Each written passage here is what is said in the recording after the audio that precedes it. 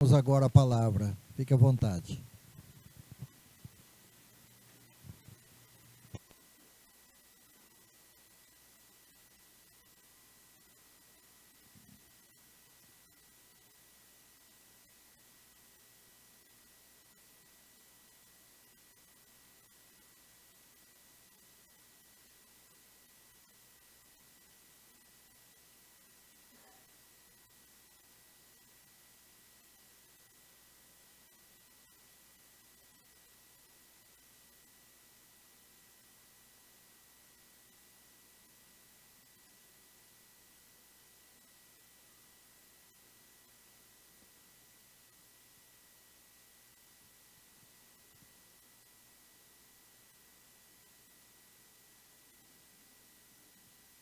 Boa noite.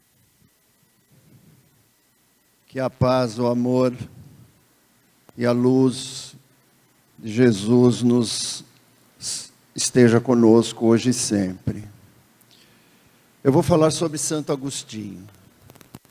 Santo Agostinho, nós sabemos, muito citado na literatura espírita. Ele escreveu a primeira autobiografia da história da humanidade. E foi com esse livro que eu fiz esse estudo sobre a vida de Santo Agostinho. E eu vou enfatizar, não porque a gente tenha prazer nas coisas mundanas, não, muito pelo contrário, mas nós vamos enfatizar a vida de Santo Agostinho até os 33 anos de idade, que foi quando ele se converteu ao cristianismo.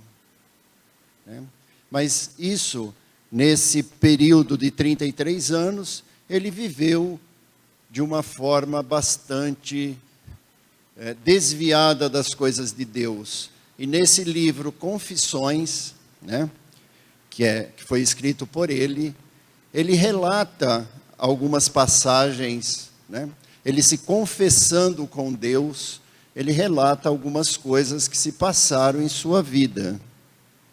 E é bastante interessante, porque no momento em que vivemos, por que eu estou enfatizando essa fase mundana da vida de Santo Agostinho?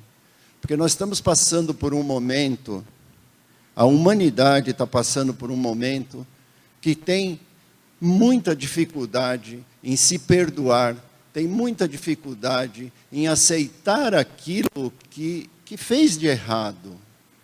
Porque nós podemos errar, nós estamos numa escala evolutiva em que o erro faz parte. Mas o que nós precisamos fazer com esses erros? Nós precisamos nos perdoar por eles e tocar a vida em diante. E eu conto essa parte da vida de Santo Agostinho exatamente por isso, porque ele se perdoou, assim como outros personagens da história cristã. Francisco de Assis foi outro personagem da história cristã que também teve momentos que viveu as coisas do mundo, Então, eu vou enfatizar, eu vou contar essa primeira parte da vida de Santo Agostinho. Futuramente, aí eu vou montar uma outra palestra para falar sobre ele dos 33 anos em diante, que aí é a fase, vamos dizer assim, a fase celestial da sua vida, quando ele encontrou realmente Deus. As obras em que eu me baseei para esse estudo foi esse livro já citado, o Evangelho segundo o Espiritismo e o Livro dos Espíritos. Começando com a história de Santo Agostinho, do nascimento, filho de uma mãe católica, depois a mãe dele se chamava Mônica, e depois se transformou em Santa Mônica, de um pai ateu que se converteu no leito de morte patrício. Aurélio Agostinho de Hipona nasceu em Tagaste, onde hoje fica a cidade de Souque Aras, na Argélia, em 13 de novembro de 354. Com 17 anos mudou para Cartago e em 383 para Roma. Como foi a conversão de Agostinho de Hipona? A conversão de Agostinho foi uma união de coisas. Oração de sua mãe, a oração insistente de sua mãe para que ele modificasse as suas atitudes, as suas ações. A conversão do seu pai antes da morte, aquilo o tocou bastante. O contato com Santo Ambrósio, que foi um bispo da Igreja Católica. E, finalmente, a busca pela verdade. Mas, principalmente, pela sua vida pregressa, pecaminosa, em que ele fez um balanço do que não deveria fazer. E é em razão disso que a gente se baseia quando eu disse do perdão. Ele pegou o seu passado, usou como lição, ele não viveu mais do seu passado. Ele pegou o passado, porque o passado só serve para isso. O passado só serve para nos ensinar o que não devemos mais fazer e ensinar o que devemos fazer. Foi isso que Santo Agostinho fez nesse momento de transição. Mas antes disso, tem bastante histórias assim de coisas realmente do mundo, né? Coisas que não condiz com aquilo que a gente conhece mais de Santo Agostinho, que é a parte boa, né? Esse Santo Agostinho que trouxe relatos muito bonitos, muito interessantes, que nos ensina muito, principalmente no Livro dos Espíritos, no Evangelho segundo o Espiritismo, tem bastante citações de Santo Agostinho. Essa parte a gente conhece, mas a outra parte está nesse livro que eu sugiro que vocês leiam. É muito, muito bom. Agostinho desencarnou com 76 anos no ano de 430. Mas, antes disso, ele resolveu voltar para a África, e a sua mãe desencarnou antes deles voltarem, a hora que eles estavam se preparando para voltar para a África, a mãe desencarnou, Santa Mônica desencarnou, e ele foi com o filho. Santo Agostinho teve um filho, que também, ao chegar na África, desencarnou. Mas Santo Agostinho, com toda a força que o Mestre Jesus e a sua crença transformada, ele fundou uma instituição cristã ocupada com oração, estudo da palavra e caridade. Caridade. Lembrem-se sempre dessa palavra. Todos esses grandes personagens da história cristã sempre teve como base, e não poderia ser diferente, sempre tiveram como base a caridade. E nós temos que manter nossos olhos abertos para aqueles irmãos que têm necessidades maiores do que as nossas.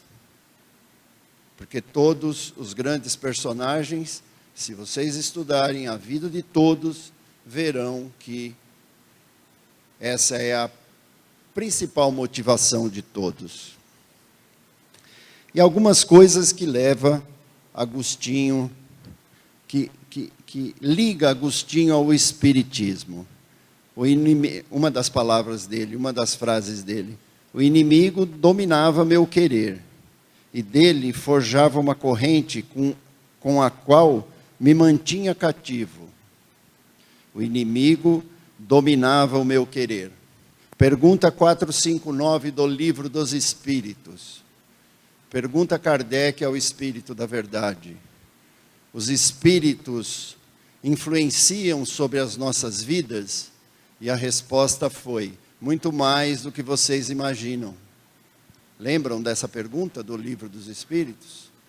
Na maioria das vezes, eles é que vos dirigem. Então, o inimigo dominava o meu querer, disse Agostinho. Isso é muito relacionado com aquilo que a gente aprende na literatura espírita. Uma corrente com a qual me mantinha cativo, como eu já disse, da vontade, e ele continua, é uma outra frase dele, da vontade persevera, nasce e nasce a paixão. A nossa vontade, ela caminha, se nós não cuidarmos com muito carinho das nossas vontades, ela caminha para as paixões, que realmente não nos trazem muitas coisas interessantes. A paixão não é boa conselheira.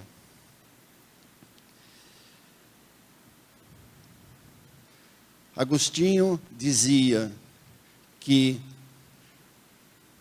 na sua primeira infância, quando ele nasceu, ele tinha uma gratidão tão grande com Deus, e nesse livro Confissões, ele relata que naquela primeira infância, o leite que sua mãe e as suas amas davam para ele para saciar a sua fome, não eram da sua mãe e das suas amas.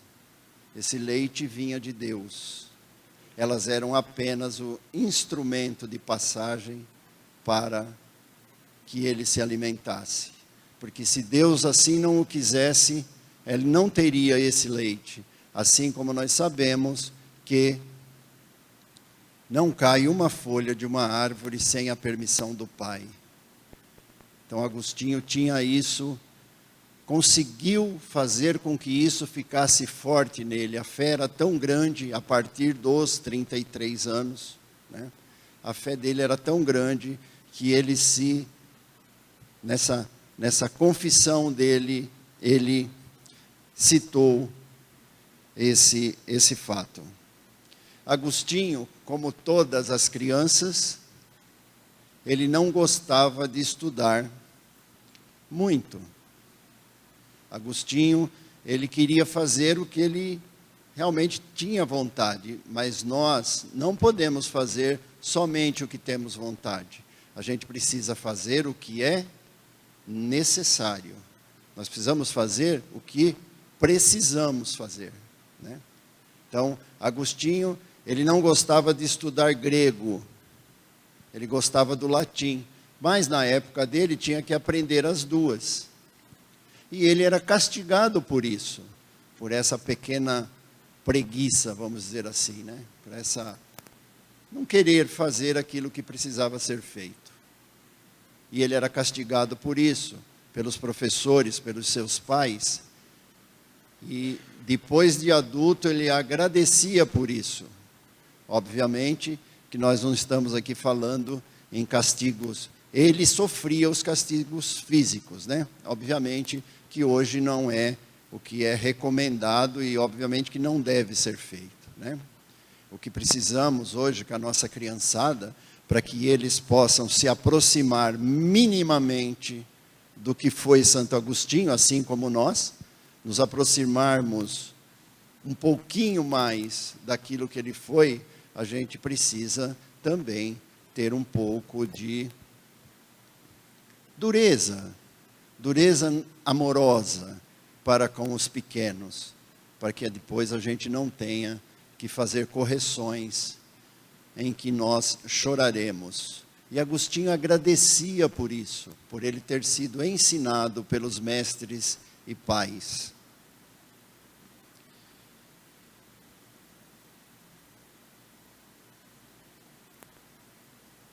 Agostinho, em determinado momento, ele, junto com amigos, e quando se junta amigos, adolescentes, a gente sabe que é um tantinho perigoso, né? A probabilidade de sair uma baguncinha é razoável. Mas Agostinho, ele saiu com os amigos e foram para a cidade. Na volta, um vizinho deles todos tinha lá uma chácara. E esse vizinho tinha um pé de pera que estava carregado com peras maduras. E ele narra no seu livro, parece uma coisa simples, né? Mas Santo Agostinho se penalizava por ter feito isso. Ótimo que ele se penalizou por ter feito aquilo. Eles viram aquele pé de pera todo carregado, peras maduras, e derrubaram todas. Mas não para comer, porque eles não precisavam daquilo. Ele mesmo cita no seu livro que eles davam uma mordida e jogavam as peras aos porcos. E ele pedindo perdão a Deus por ter feito isso. Mas principalmente, ele diz que, na narrativa dele, ele diz que se ele não estivesse com a turma, ele não teria feito. Se ele estivesse sozinho, ele não teria feito aquilo que ele fez. Então aí aquilo que eu acabei de falar, jovens juntos, né, pode dar alguns probleminhas. Porque um incentiva o outro ao erro. É isso que Agostinho nos diz. Eu fui incentivado, ninguém é levado por ninguém, mas o meio às vezes faz com que aconteça coisas que não deveriam acontecer. No livro 4, esse livro de Santo Agostinho tem 13 livros. Ele é um livro onde existe 13 livros. No livro 4, ele fala dos seus 19 aos 28 anos. Ele diz que foram os 9 piores anos da vida dele, onde ele arrumou todo tipo de confusão, onde ele fez tudo que não deveria fazer. Então, e aí vai uma série de coisas, né? Agostinho, muito estudado, né? Agostinho, muito estudado, ele acabou dando aula de retórica, né? E ensinava os seus alunos o dom da palavra, o dom da fala, né? Do bem falar. Provavelmente advogados, né? E ele diz que ele não ensinava esses alunos a praticar a maldade com as palavras para condenar algum inocente, mas sim para libertar alguns culpados. Tem uma pergunta no Livro dos Espíritos que diz o seguinte: se nós não fizermos o mal, está tudo certo? Não está nessas palavras no Livro dos Espíritos, mas é assim: se não fizermos o mal, está tudo certo? Agostinho não estava fazendo o mal de acordo com o seu relato. E a resposta do Espírito da Verdade é que não.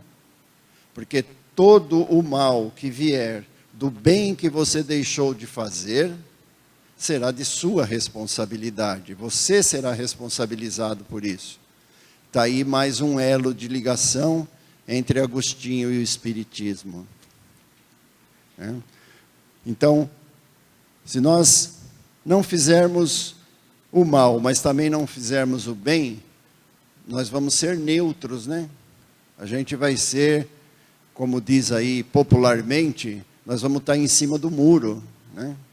Não estou prejudicando ninguém, eu toco minha vida. Lá atrás, ele já se penitenciava por isso. Por ter não condenado inocentes, mas por ter libertado, através dos seus ensinamentos, ter ensinado outros a libertar culpados.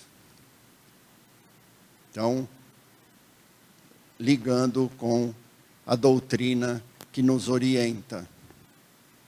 Além disso, outras coisas que ele, certa feita, ele foi convidado para um concurso de oratória, de versos, poesia. E a pessoa que o convidou quando ele foi lá, a pessoa falou, não, vai que você tem capacidade e tal. E quando ele chegou lá, a pessoa que estava lá fazendo a inscrição, exatamente como que era, a gente não sabe, mas enfim. Essa pessoa fez uma proposta para ele. Qual foi essa proposta? Você quer ganhar esse concurso? E ele disse, querer eu quero. Mas você está relacionando essa vitória a quê? E a pessoa, nas palavras de hoje também, disse, não, podemos dar um jeitinho. E ele não quis. Então a gente já vê que a centelha divina, como em todos nós, mas nele já estava um pouco mais latente, né? Porque ele negou algo errado, ele não quis participar daquilo. E depois ele fala sobre os aplausos teatrais, sobre os aplausos, aquele aplauso que é dado ou por interesses outros, né? Por outros interesses, mas principalmente ele diz sobre esses aplausos teatrais naquilo que afeta diretamente o ser que está recebendo aquilo, traz vaidade. A pessoa que está atrás de aplauso, está atrás de público, ele normalmente se torna vaidoso. E ele disse que determinado momento desses 9 anos, ele vivia em função disso. Então, o nosso irmão Santo Agostinho teve os seus momentos mundanos, teve os seus momentos mais parecidos com os nossos, né? Viveu uma situação muito mais material. E nós, diante de tudo aquilo que a doutrina dos Espíritos prega, diante daquilo que aprendemos nos estudos espíritas, e nós estamos lutando para nos modificarmos um pouco mais, estamos procurando ser o homem de bem, que pode dizer que hoje ele é um pouquinho melhor do que foi ontem? Agostinho buscou isso. Aliás, só uma parte, já na fase mais espiritual de Agostinho, todos sabem da história que ele, ao final do dia, ele fazia uma análise para ver o que ele tinha feito de errado, a quem ele tinha ofendido. E acabava, no outro dia, buscando se melhorar em relação àquilo que ele tinha analisado. Ele diz que aos 30 anos ainda continuava preso ao lodaçal, ávido de gozar os bens presentes, palavras dele, que me fugiam e me dissipavam. Entretanto dizia, amanhã hei de encontrá-la, a verdade. Tem alguma coisa, lembra ele dizia, amanhã eu vou encontrar a verdade. Lembra do regime que vai começar na segunda-feira? Do regime que vai começar no dia 2 do ano seguinte? Agostinho, ele, por comodismo, ele mesmo diz isso nos relatos seguintes, ele por comodismo dizia, eu vou achar a verdade, mas amanhã, hoje ainda não. Do jeito que está bom. A porta larga e a porta estreita. Ele achou a porta estreita aos 33 anos de idade, mas até então ele vivia passando pela porta larga. Porta larga é aquela que nos leva à perdição. E a porta estreita é que nos leva à luz. Amanhã eu hei de encontrá-la, e ele dizia mais, e aí eu vou abraçá-la. Mas esse amanhã foi adiado por alguns amanhãs. Ele mesmo diz.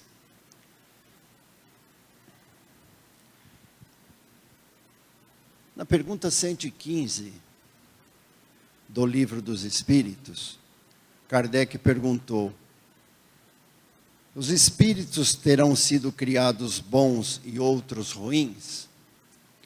Deus, a resposta do Espírito da Verdade: Deus criou todos os espíritos simples e ignorantes, isto é, sem saber. A cada um deu determinada missão, com o fim de esclarecê-los e de os fazer chegar progressivamente à perfeição pelo conhecimento da verdade, para aproximá-los de si. Nessa perfeição é que eles encontraram a pura e eterna felicidade, passando pelas provas que Deus lhes impõe e que os espíritos adquirem aquele conhecimento. Uns aceitam submissos essas provas e chegam mais depressa à meta que lhe foi dada. Outros só a suportam murmurando e pela falta em que, desse modo, incorre e permanecem afastados da perfeição e da prometida felicidade. Então, todos nós fomos criados simples e ignorantes. O que precisamos fazer? Qual a nossa missão? O que o Pai espera de nós a cada encarnação? Que a gente melhore. A natureza não dá saltos, porém é possível que nós melhoremos a nossa situação evolutiva a cada encarnação. E Deus nos deu o dom do esquecimento exatamente para que tenhamos forças para seguir em frente, para que não possamos, Ele não nos permite lembrar do passado exatamente para que isso não seja um entrave para o nosso progresso. Santo Agostinho viveu isso. Às vezes, fazendo um parênteses, as pessoas falam que, olha, eu gostaria de fazer uma regressão. Eu aconselho a não fazer. Porque as coisas do passado, normalmente, elas não são reveladas, né? Quando a gente está trabalhando, quando a gente está convivendo, né? Sintonizado com espíritos de luz, eles não vão nos revelar o que fomos no passado, porque seria falta de caridade, porque é um perigo revelar o nosso passado. Porque se o espírito não regride, nós estamos vivendo a nossa melhor encarnação, não é isso? Se o espírito não regride, o máximo que pode acontecer é ele estacionar. Portanto, de qualquer forma, estamos vivendo a nossa melhor encarnação. Assim como Santo Agostinho viveu naquele momento, de 354 a 430, a melhor encarnação dele naquele momento. Então, se nós, viventes desse planeta, estamos vivendo a melhor encarnação porque não regredirmos, porque não vamos regredir, acho que é bom não saber o que foi as outras, né? Porque se eu estou vivendo a melhor encarnação minha, não quero saber qual foi o que eu fui nas outras encarnações. Certamente, pior do que eu sou hoje, eu fui. E isso não me interessa absolutamente. Tocar daqui para frente. Lembra? O passado serve de escola. Santo Agostinho viveu isso. Ele não ficou martelando o seu passado. Quando a gente lê esses relatos dele, a gente vê que ele não ficou martelando. Ai, como eu fiz coisa errada. Ai, meu Deus, e agora? E agora vamos mudar. Deu. Ué, você fez errado, tem jeito de corrigir o que você fez? Tem jeito de corrigir, fazendo o bem ao máximo que pudermos. Não é? O amor cobre uma multidão de pecados. Né? Então, é isso que precisamos. Aí no item A da pergunta 115, Kardec diz: segundo o que acabais de dizer, os espíritos em sua origem seriam como as crianças ignorantes e inexperientes, só adquirindo pouco a pouco os conhecimentos de que carecem, como o percorrerem as diferentes fases da vida. Sim, a comparação é boa. A criança rebelde se conserva ignorante e imperfeita. Seu aproveitamento depende da sua maior ou menor docilidade. Mas a vida do homem tem termo, ao passo que a dos espíritos se prolonga ao infinito. Está aí outra ligação de Santo Agostinho com o Espiritismo. O espírito caminha para frente. O corpo perece, mas a vida continua do outro lado, que é a verdadeira vida. Lembrando sempre que o que nós vamos levar para lá são só as nossas boas ações. Então, muita atenção aos sinais de irmãos com necessidades maiores do que as nossas. Em qualquer situação, material, moral ou espiritualmente. Lembrando sempre que, num determinado momento, ou numa determinada coisa, nós seremos esse irmão com necessidade maior do que o outro. Porque estamos todos no mesmo patamar, no mesmo degrau da evolução. Somos todos iguais. Filhos de Deus, irmãos de Jesus, o que não é pouca coisa.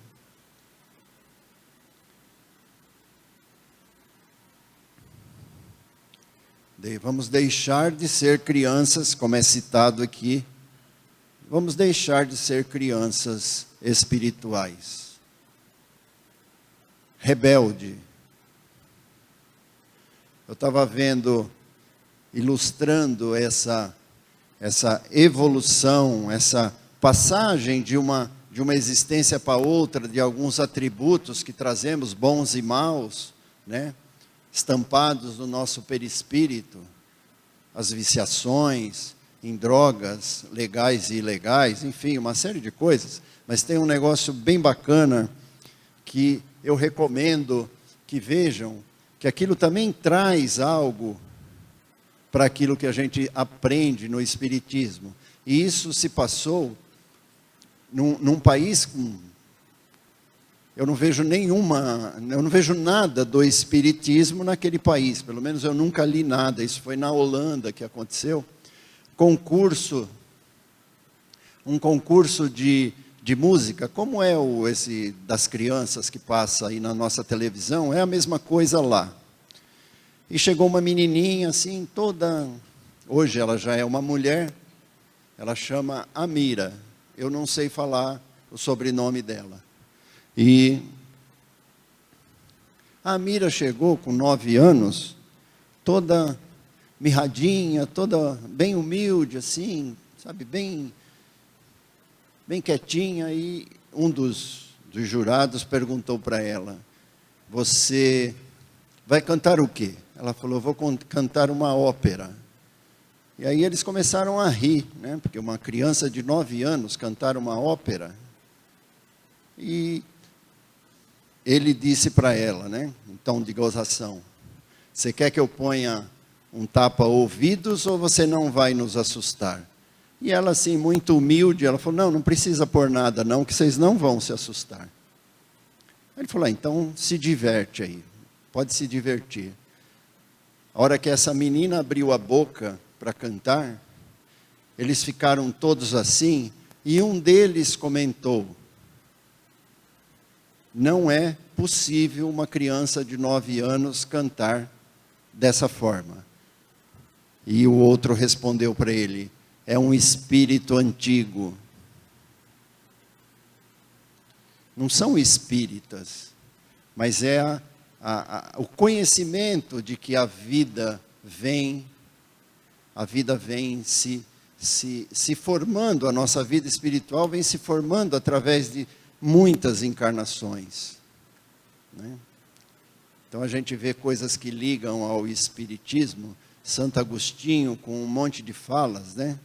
Santo Agostinho diz também que vejam como se encaixam as coisas. Ele diz que piedade e conhecimento. Piedade e conhecimento. Instruí-vos e amai-vos. Vê como liga as coisas. Por que Santo Agostinho foi tão requisitado na obra de Kardec? Porque lá em 354, ele já falava de coisas que aconteceriam a partir de 1857. Então nós precisamos olhar para dentro de nós, fazermos o que Santo Agostinho fazia naquela época, né? Depois de convertido, em que ele se autoanalisava para poder ver aonde ele poderia se melhorar.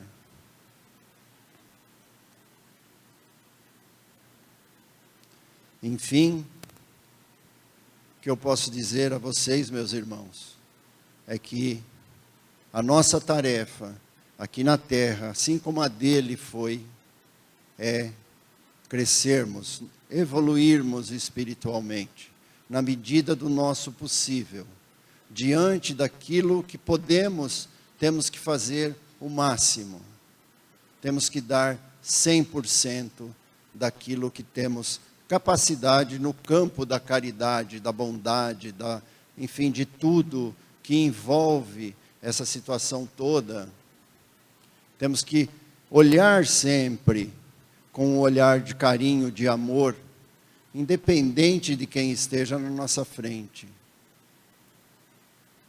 Francisco de Assis, Agostinho, Chico Xavier, Bezerra de Menezes, todos agiram assim. Ainda não temos essa capacidade enorme que esses personagens tiveram? Não, mas nós temos as nossas capacidades. Nós já saímos dos simples e ignorantes. Nós já temos conhecimentos maiores, né? E o melhor caminho para a gente entender tudo isso melhor é a literatura espírita, ou mesmo o evangelho tradicional dos outros irmãos católicos e evangélicos, porque o evangelho segundo o Espiritismo foi tirado daquele evangelho também, né?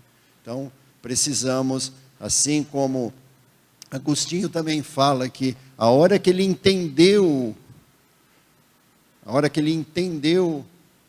aquilo que estava no evangelho, foi o momento, assim, o ponto principal da sua conversão. Nós precisamos fazer a nossa parte.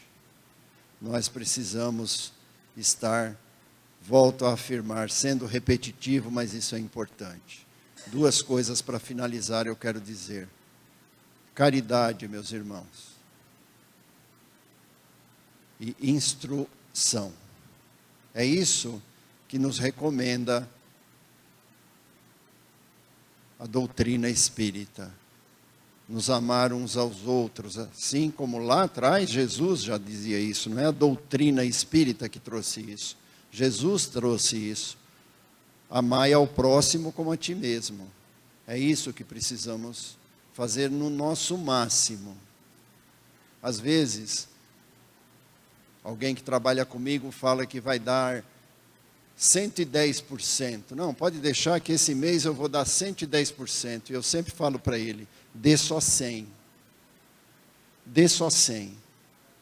Porque se você tentar dar 100, 110, o que vai acontecer é que você vai fazer tudo mal feito. Porque a nossa capacidade é limitada a 100%. Mas nesse 100%, nós temos que dar tudo. Na doutrina, né, na parte religiosa da nossa vida e em tudo. Em tudo. Dentro da nossa família, no nosso trabalho, sempre 100%. Esse é o caminho. Outra coisa importante, que às vezes a gente ouve muitas pessoas falarem, que A literatura espírita é de difícil compreensão. A literatura espírita não é de difícil compreensão, porque toda ela fala basicamente de uma única coisa: amor. Ela é difícil de praticar, isso sim. Um irmão, que eu posso citar a história, aí eu não vou estar faltando com a caridade, porque ninguém conhece esse irmão e eu também não vou dizer o nome. Mas um irmão chegou para mim e disse: eu adoro o Espiritismo, mas eu não vou me aprofundar porque é muito difícil, dá muito trabalho. Realmente dá trabalho, mas é compensador. Toda vez que a gente tem a oportunidade que os senhores me deram, assim como os coordenadores dessa casa, de eu poder estudar um pouco para criar um bate-papo igual a esse, dá uma satisfação enorme. A gente fica com o coração bem leve. E por isso, eu agradeço a todos pela atenção. Que Jesus nos ampare, nos fortaleça, nos guarde na sua paz e no seu amor. E que a luz dele ilumine os nossos caminhos e que por esses caminhos possamos chegar mais perto do Pai a cada dia. Tenha uma boa noite, muito obrigado.